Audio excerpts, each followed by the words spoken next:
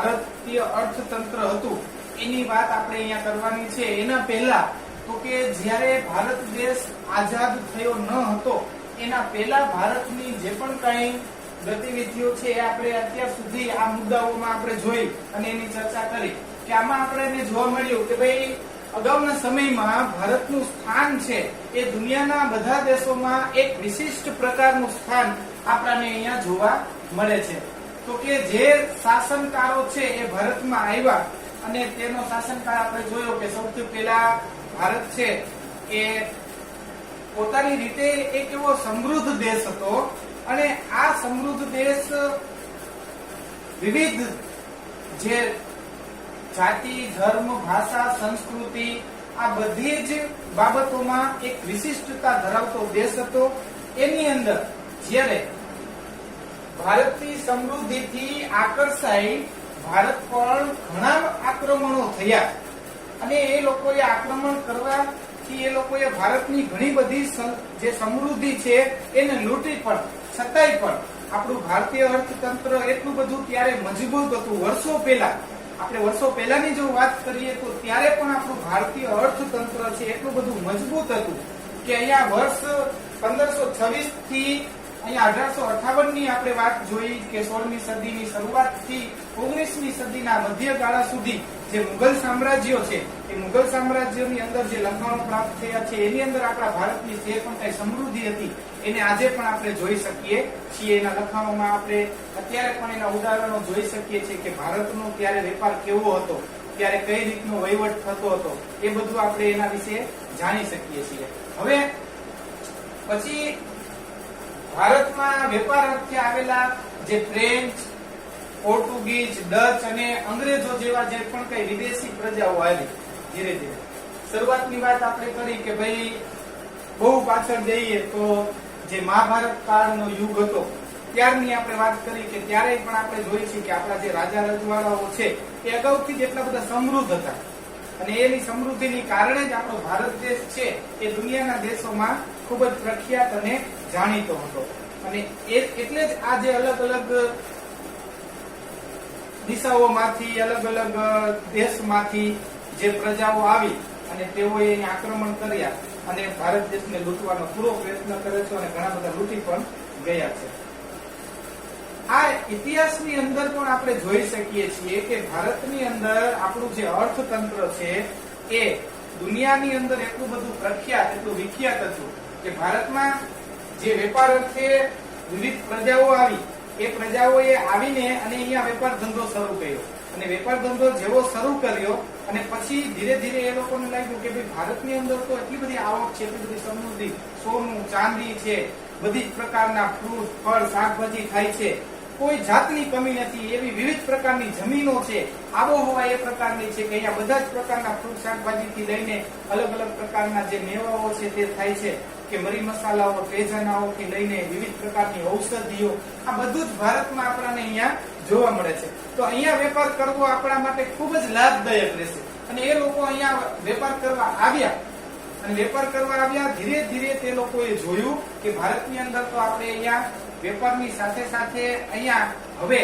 આપણે કાયમી માટે વસવાટ પણ કરવો જોઈએ। પછી વસવાટ કરવાની સાથે સાથે ધીરે ધીરે એ લોકોએ અહીંયા સત્તા જમાવવાની શરૂઆત કરી। તો આમ આપણે જોયું કે ભારતમાં અંગ્રેજો પૈકી જે પણ કઈ અલગ અલગ પ્રજાઓ આવી એ પ્રજાઓમાંથી 1757 થી 1947 સુધી પોતાનું આધિપત્ય જમાવ્યું। તો આપણને આ સમયગાળો ખબર જ છે કે ભાઈ જે અંગ્રેજ કાળનો સમયગાળો છે કે પહેલા ઈસ્ટ ઇન્ડિયા કંપનીએ અને દાખલ થઈ અને પછી એ સત્તા છે તે બ્રિટિશ શાસને ધારણ કરી, પછી તે બ્રિટિશ શાસન તરીકે ઓળખાય અને તે કુલ મળી 1757 થી લઈને 1947 સુધી 150 થી 200 વર્ષના સમયગાળા દરમિયાન આ લોકોએ ભારતમાં આધિપત્ય જમાવ્યું અને પછી આપણે જેમાં બ્રિટિશ શાસનનો સમયગાળો છે એ દરમિયાન ભારતમાં ઘણા બધા એવા કેટલાક બદલાવો પણ આવ્યા હતા જે ભારતીય અર્થતંત્ર ઉપર ઘણી એવી અસરો પાડી શકી હતી। હવે આપણે પ્રાચીન ભારત છે એ ત્યારે કેવું હતું કે પ્રાચીન ભારત જો કે આપણા કોર્સમાં એ વાત કરેલું છતાંય પણ આપણે એની એક વાત જાણી લેવું આપણા માટે લાભદાયી છે કે પ્રાચીન ભારત એટલે કે એ સમયનું હિન્દુસ્તાન, એ સમયનું જે હિન્દુસ્તાન છે એ વિશ્વની બે મહાન સંસ્કૃતિઓ, એ વિશ્વની આ બે મહાન સંસ્કૃતિઓમાંથી બનેલું તો કે આ જે પ્રાચીન ભારત એક સિંધુ ખીણની સંસ્કૃતિ અને એક આર્ય સંસ્કૃતિ, આ બે સંસ્કૃતિ સૌથી પહેલા અસ્તિત્વમાં આવેલી હતી અને સિંધુ ખીણની સંસ્કૃતિ અને આર્ય સંસ્કૃતિથી બનેલું જે આપણું પ્રાચીન ભારત છે એને આજે આપણે ઓળખીએ છીએ કે વિશાળ જે આપણું એક સમૃદ્ધ ભારત, જે કહેવાય ને કે ભાઈ એક સોને કી ચીડિયા તરીકે ઓળખાતું આપણું ભારત છે એ અગાઉના સમયમાં હતું. તો કે ત્યારનું જે રોજગારીનું માળખું કેવું હતું તો કે સંપૂર્ણપણે ત્યારનું જે રોજગારીનું માળખું છે એ ખેતી ઉપર આધાર હતું. વિવિધ પ્રકારના પાકો થતા અને લોકો સાદું જીવન જીવતા હતા અને ખેતી ઉપર સંપૂર્ણ નિર્ભર રાખતા હતા. તો રોજગારી છે એ ખેતીમાંથી પોતે પ્રાપ્ત કરતા, આ સિવાય પોતે ઘરગથ્થુ એવા કેટલાક વસ્તુઓનું ઉત્પાદન કરતા, બનાવતા અને એને પણ વેચતા અને આના ઉપરથી પોતાનું જે રોજગારી છે એ મેળવતા હતા. પછી છે ખેતી, ખેતીમાંથી જ મુખ્ય ખેતી આપણા ભારતની દુનિયાના દેશો કરતા સૌથી વધુ સમૃદ્ધ હતી. શું કામ કે ભારત દેશની જે આબોહવા છે એ વિશિષ્ટ પ્રકારની દુનિયાના બધા દેશો કરતા એક વિશિષ્ટ પ્રકારની આબોહવા ધરાવે છે, જેથી કરીને ખેતી ક્ષેત્રની અંદર વિવિધ પ્રકારના ફ્રૂટ, ફળ, શાકભાજીથી લઈ ત્યાં જોવા મળે છે. ઉદ્યોગ ક્ષેત્ર જોઈએ તો કે જો ઉદ્યોગ ક્ષેત્રની અંદર અગાઉના સમયમાં પણ ભારતના લોકો અલગ અલગ પ્રકારની ચીજ વસ્તુઓ, અલગ અલગ પ્રકારના એવી છાપવાળા સિક્કાઓ, અલગ અલગ પ્રકારના એવા કેટલાક કાપડ છે, તાલપત્રી છે, ગળી ઉદ્યોગ છે, આ બધી જ વસ્તુઓનો જે ઉદ્યોગ છે ત્યારે પણ થતો હતો અને લોકોએ બીજા દેશોમાં એની નિકાસ પણ કરતા હતા. પછી છે સેવાની અંદર જોઈએ તો ત્યારે પણ એવી અલગ અલગ પ્રકારની સેવાઓ અસ્તિત્વમાં હતી અને એ સેવાઓ દ્વારા ભારતના લોકો છે એ સેવા પૂરી પાડી અને આવક પ્રાપ્ત કરતા હતા. રાષ્ટ્રીય આવકની વાત કરીએ તો ત્યારે મુઘલ સામ્રાજ્યની અંદર એવું જોવા મળ્યું છે કે ભારત છે એ જ્યારે 1757 થી પછી જે મુઘલ સામ્રાજ્ય અસ્તિત્વમાં આવ્યું ત્યારે એની નિકાસ છે એ ઘણી વધારે હતી. દુનિયાના બધા દેશો કરતા ભારતની નિકાસ છે એ સૌથી વધુ હતી અને એમાંથી જ આપણી આર્થિક સમૃદ્ધિ છે તે વધી હતી. તો કે જે વિશિષ્ટ પ્રકારના સોના ચાંદીના સિક્કાઓનો ત્યારે વહીવટ થતો હતો અને વિદેશમાંથી પણ ત્યારે આપણી ઘણી બધી આવકો આ એ સમયગાળા દરમિયાન આપણે નોંધાયેલી છે, જે આજે પણ આપણે જોઈ શકીએ છીએ.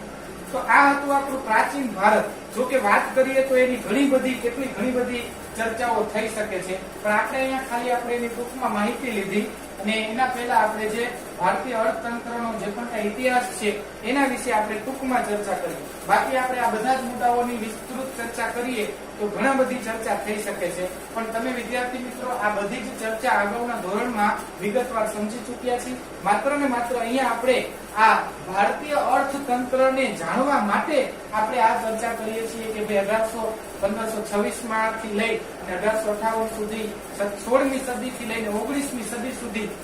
કઈ કઈ ગતિવિધિઓ થઈ અને મુઘલ સામ્રાજ્ય આવ્યા ત્યારે ભારતીય અર્થતંત્ર કેવું હશે, પછી બ્રિટિશ શાસન આવ્યું તો ત્યારે કેવું ભારતીય અર્થતંત્ર હશે, આ બધું જ જે અસરો છે એ આપણા ભારતના અર્થતંત્ર ઉપર કેવી પડી એ જાણવા માટે આપણે આ મુદ્દાઓની ચર્ચા કરી.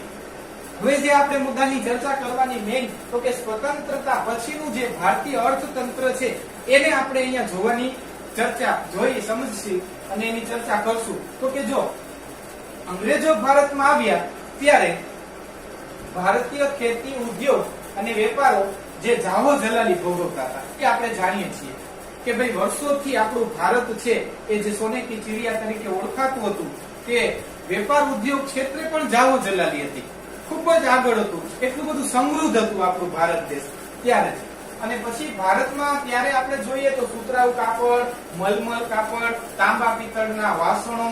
ગરમ કપડા, મરી મસાલા, તેજાના, લોખંડના ઓજારો વગેરેની વિશ્વના બજારોમાં ત્યારે માંગ હતી. વર્ષો પહેલા ત્યારે પણ આ વસ્તુઓ છે એ ભારતમાંથી ત્યારે નિકાસ થતી હતી અને ત્યારે પણ આપણો ભારત દેશ એટલો બધો સમૃદ્ધ કહેવાતો હતો. પછી અંગ્રેજ પ્રજા છે વેપાર અર્થે આવેલી જે વિદેશી પ્રજાઓ વચ્ચે, હવે આ જે વિદેશી પ્રજાઓ જે ભારતમાં વેપાર અર્થે આવી હતી પછી એ લોકો એકબીજા વચ્ચે વેપાર અર્થે ઘર્ષણ થવા માંડ્યું કે ભાઈ ડચ લોકો છે, ફ્રેન્ચ છે, પોર્ટુગીઝ છે કે આના સિવાય બીજી વિવિધ જાતિની જે પ્રજાઓ છે એ ભારતમાં વેપાર અર્થે આવેલી હતી, તેઓ એકબીજા વચ્ચે સંઘર્ષ ઉત્પન્ન થયો કે ભાઈ અમે વધુ વેપાર કરીએ, અમે વધારે અમારું આધિપત્ય જમાવીએ, વધારે પડતો આ ઉદ્યોગ ક્ષેત્રો દાખલ કરીએ, એ બધા વચ્ચે એ લોકો સંઘર્ષ થવા માંડ્યા. સંઘર્ષ થયા એટલે વાત સૈન્ય બળ સુધી પહોંચી.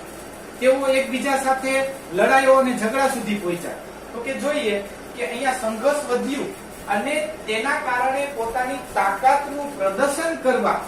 સૈન્યનો ઉપયોગ થવા લાગ્યો. પછી એ લોકો સૈન્યનો ઉપયોગ કરવા લાગ્યા, પોતાની તાકાતનું પ્રદર્શન કરવા લાગ્યા. અને આ જોયું તો કે અંગ્રેજોને એ સમયે વિવિધ પ્રજાઓ હતી, એ બધી જ પ્રજાઓમાંથી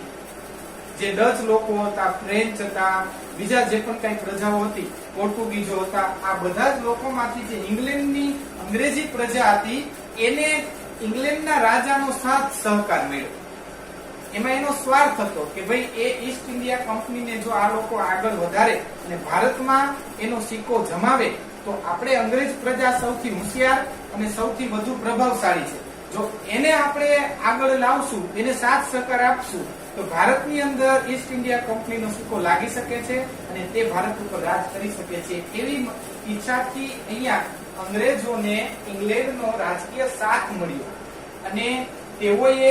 ભારતમાં સત્તા હાંસલ કરી અને પોતે આધિપત્ય જમાવ્યું અને વર્ષ 1757 થી 47 સુધી રાજ કર્યું. તે આપણે જાણીએ છીએ. તો કે ભારતે અંગ્રેજ બ્રિટિશ શાસનનો ભોગ બનવું પડ્યું.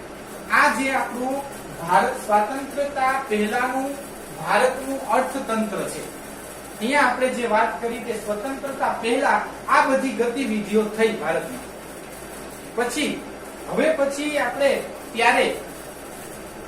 એ સમયગાળા દરમિયાન જે પણ કઈ વિકાસ થયા, રેલવેની શરૂઆત થઈ, એ બધું આપણે આના પછીના વિડીયોમાં એની વિગતવાર ચર્ચા કરશું.